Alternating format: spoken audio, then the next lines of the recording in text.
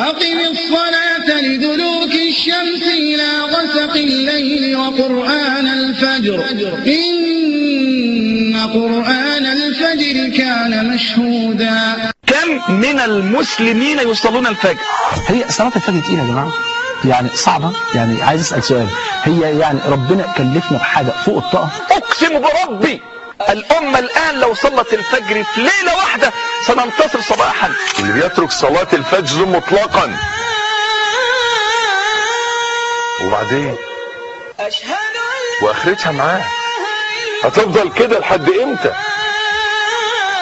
صلاة الفجر الفيصل بين المؤمن والمنافق. صلاة الجماعة عموما هي الفيصل بين المؤمن والمنافق، وخصوصا صلاة العشاء والفجر أثقل الصلاة على المنافقين.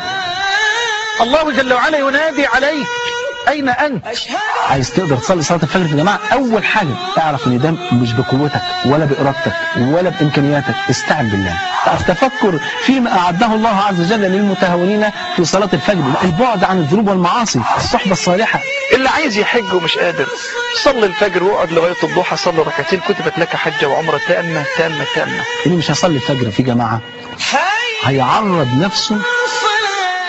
نفسه بكل أسف لعذاب القبر. انت فين؟ انت لسه نايم؟ انت لسه قاعد قدام الافلام الاباحيه القذره النجسه؟ انت لسه في غرفه من غرف الفسق والفساد؟ يا اخي اتق الله. هيا انت لسه نايمه يا اختي؟ حتى الفجر مضيعاه. عاوزه حد لسه يصحيك لصلاه الفجر؟